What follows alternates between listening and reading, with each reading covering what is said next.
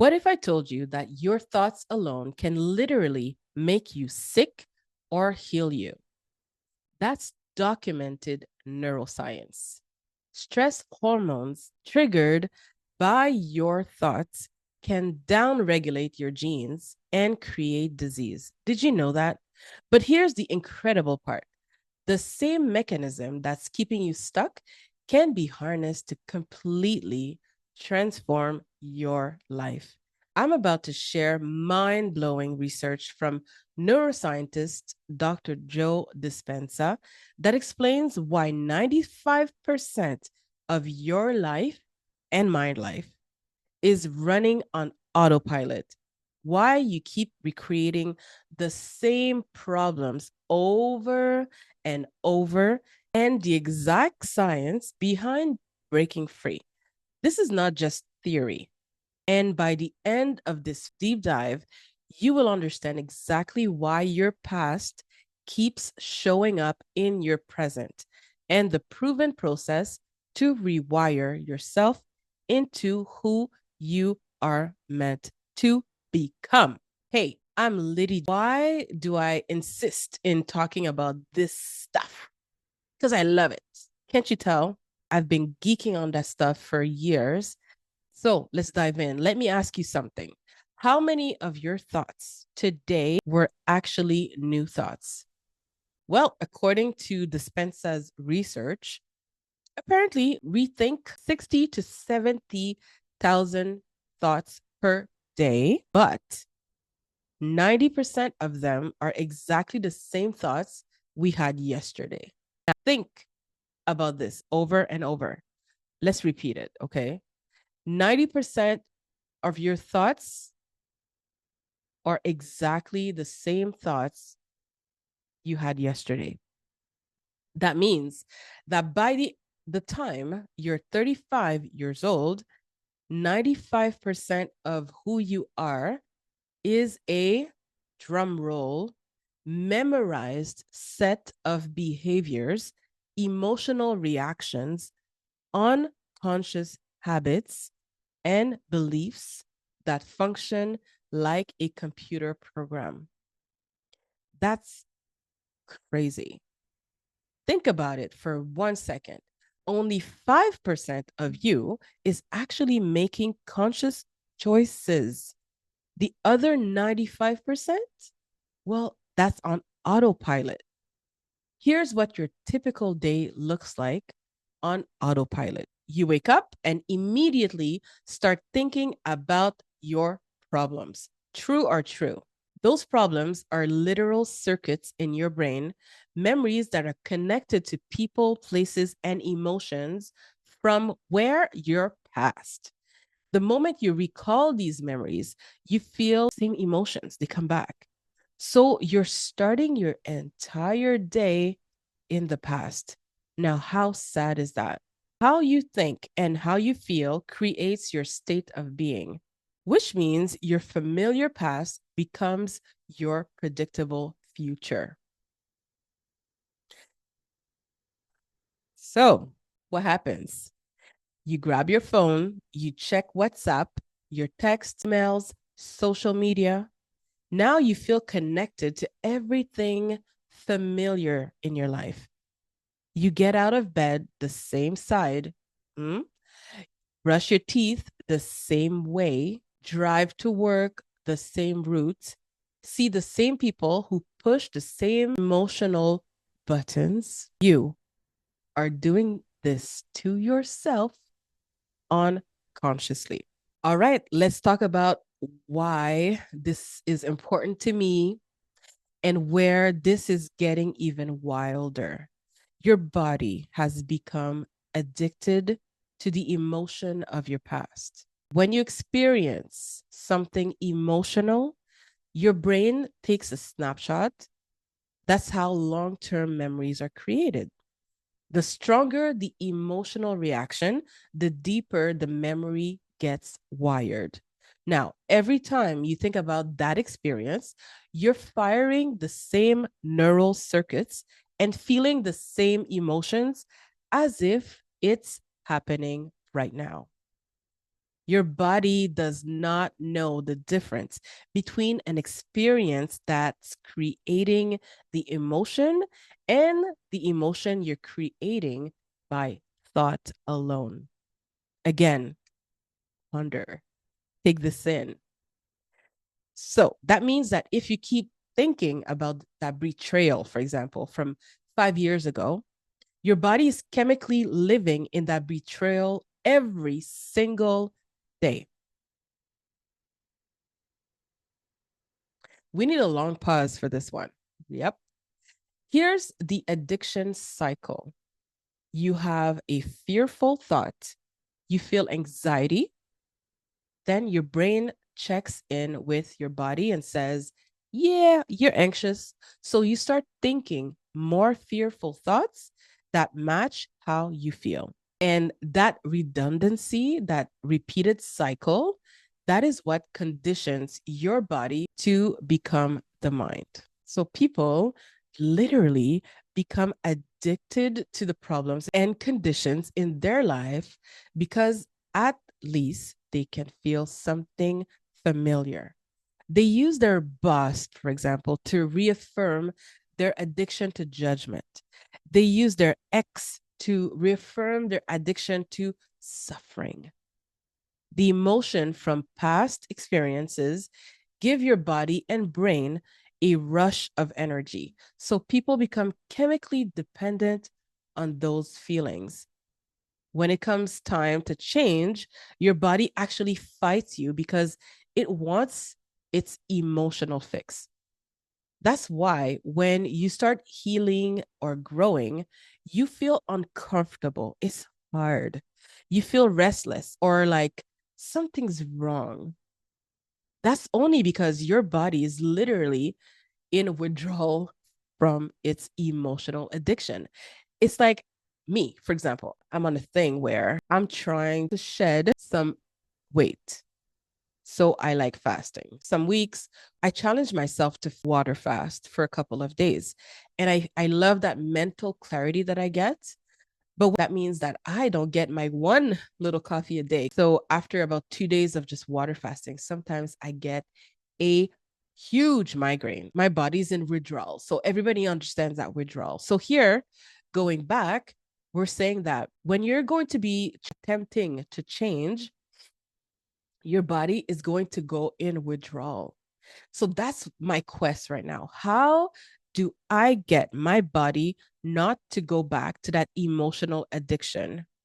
Because I was addicted to just numbing by watching Netflix all day. I keep repeating the same things, but that's just the truth.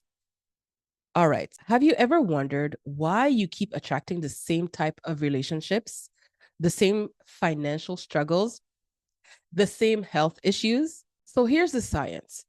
When you wake up every morning and start thinking about your problems, you are literally selecting the worst possible outcomes from infinite possibilities and conditioning your body into those states. Most people spend 70% of their life living in survival mode, always anticipating the worst case scenario based on past experiences. That is so, so true. So when someone asks, why are you this way? They'll say, I am this way because of this event that happened to me 15 years ago, that happened to me when I was 12.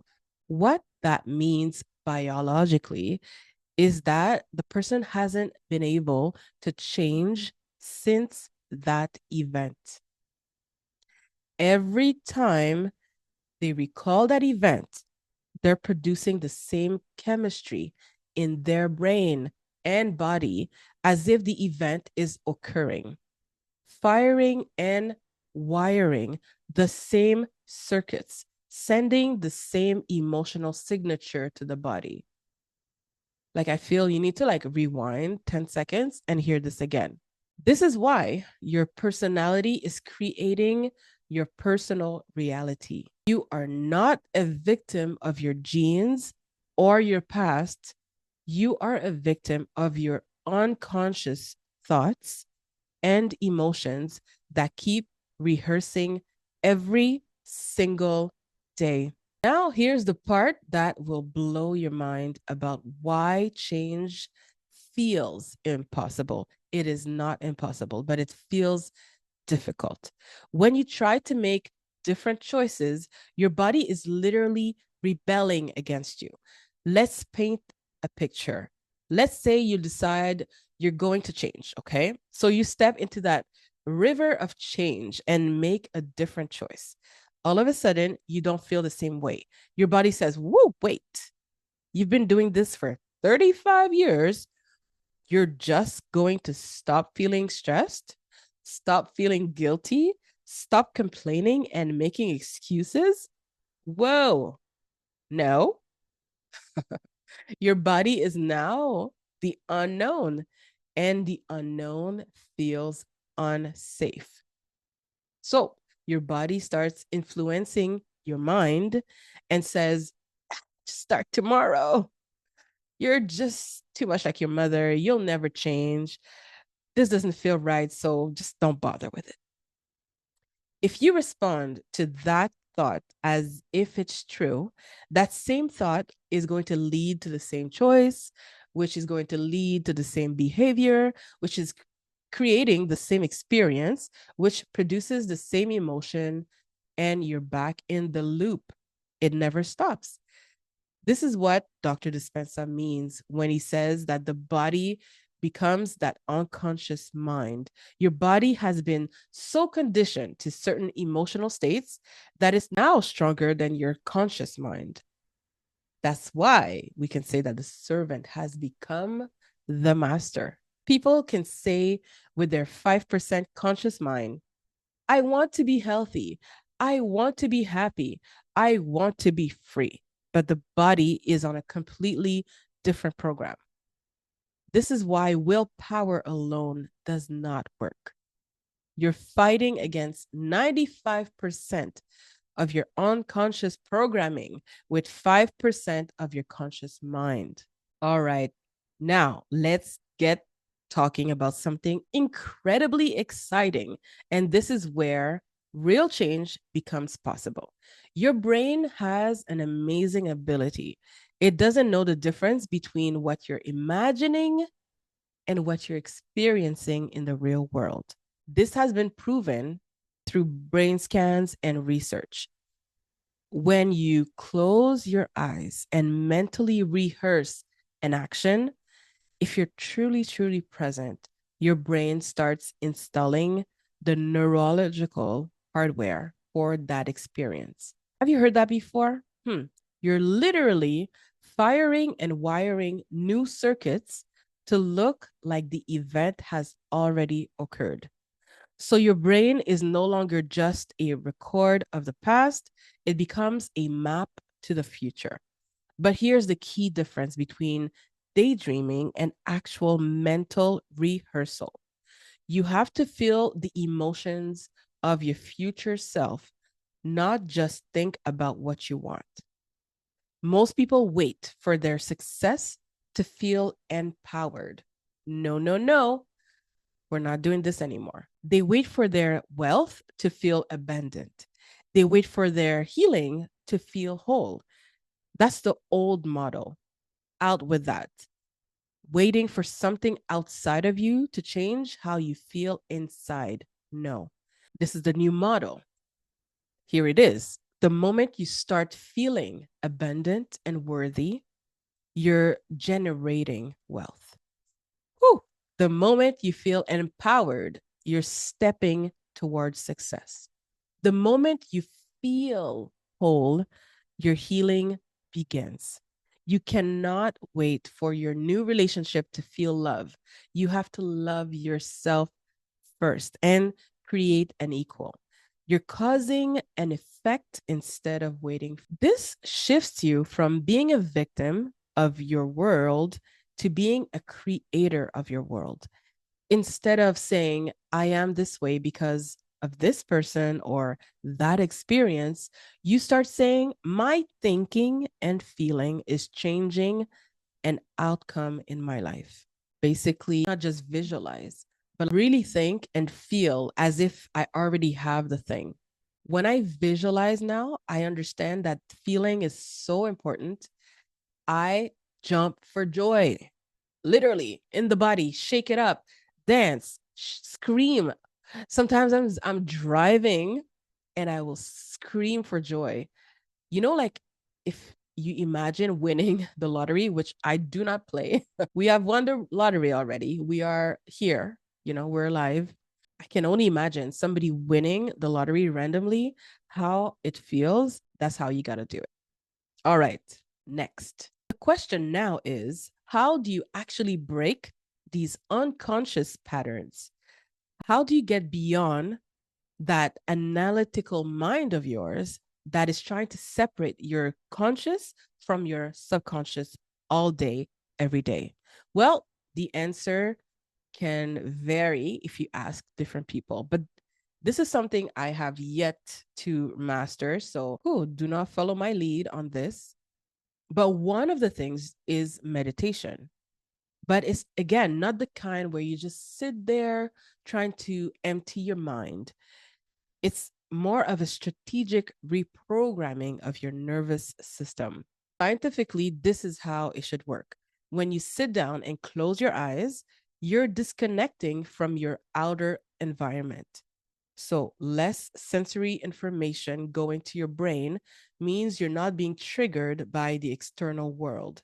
That means just close your eyes. Then you are going to tell your body to stay still like an animal. I like that. You're going to tell your body, I'm going to feed you when we're done.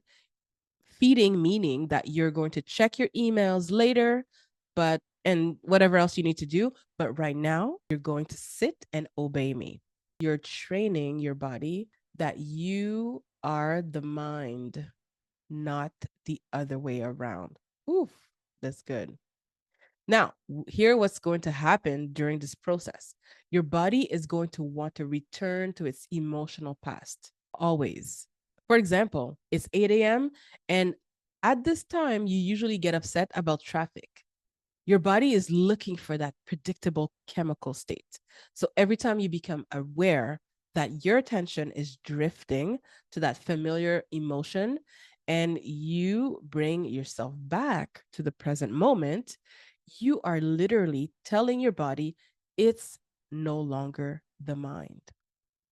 Your will is getting greater than the program. So let's try to practice this over and over, and something incredible can happen.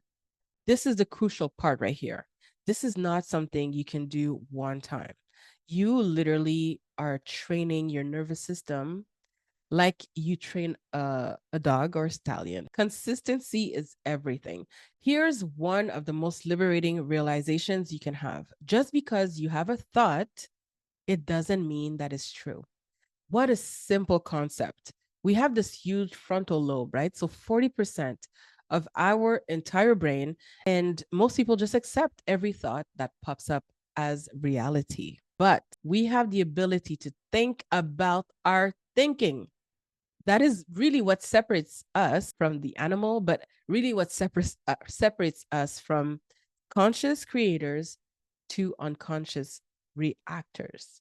So when you become aware of how you think, how you act, and how you feel, you're less likely to go unconscious during the day. That negative thought pattern is less likely to slip by your awareness unchecked. This is like tending a garden. If you're planting new thoughts and emotions, you've got to pull out the weeds first. You've got to remove the emotional blocks.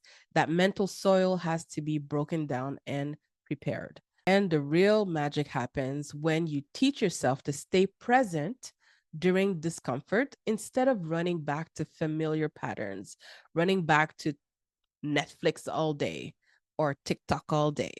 That's when real change happens. You have to unlearn before you relearn.